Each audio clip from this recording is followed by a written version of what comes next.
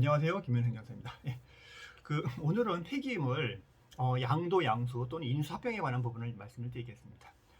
그 폐기임을 사업을 하시다가 법인으로 하시다가 이걸 더 법인한테 넘기시는 경우도 있으시고, 개인 사업자로 하시다가 법인으로 넘겨서 하시는 분들도 있으세요.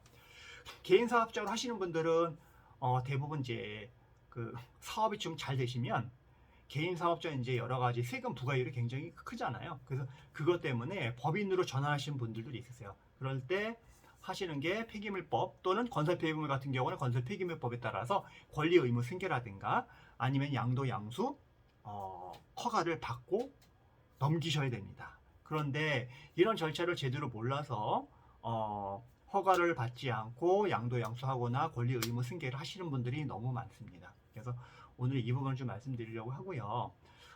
실무적으로 요거를 하시기 위해서는 가장 중요한 부분은 처음에 우리가 폐기물 처리업이라든가 재활용을 할 때처럼 관련된 서류를 다른 사람한테 일체를 넘겨주는 방식으로 하셔야 됩니다. 예를 들면 뭐 덤프트럭이라든가 압력 차량이나 뭐 수직 운반업을 예를 들게요. 그러면 사무실이 있어야 되고 차고지가 있어야 되고 차량이 있어야 되고 이런 거잖아요.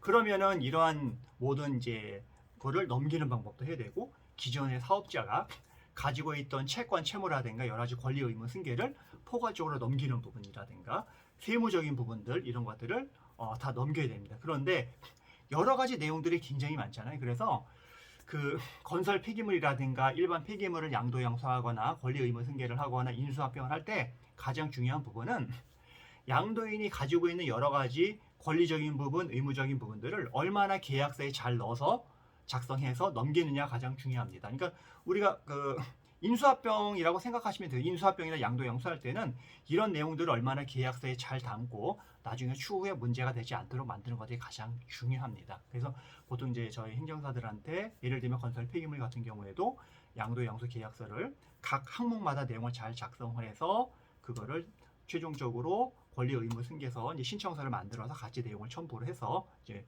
그거를 저희가 인허가 절차를 이제 대행해드리는 부분이 있거든요. 그래서 권리 의무 승계라든가 양도 양수할 때 여러 가지 자문이 필요하시면은 찾아오시고 저희가 문제가 없는지 폐기물법이라든가 건설 폐기물법 관련 법들을 다 법리적으로 검토를 해서 문제가 없는지 체크를 해드리고 이제 넘길 수 있도록 저희가 이제 도움을 드리고 있습니다. 그래서 건설 폐기물 또는 폐기물 관련법에 대해서 법률적인 자문이라든가 인허가 절차라든가 그 밖에 행정자문이 필요하시면 언제든지 연락 주시기 바랍니다. 네, 오늘 여기까지 하겠습니다. 감사합니다.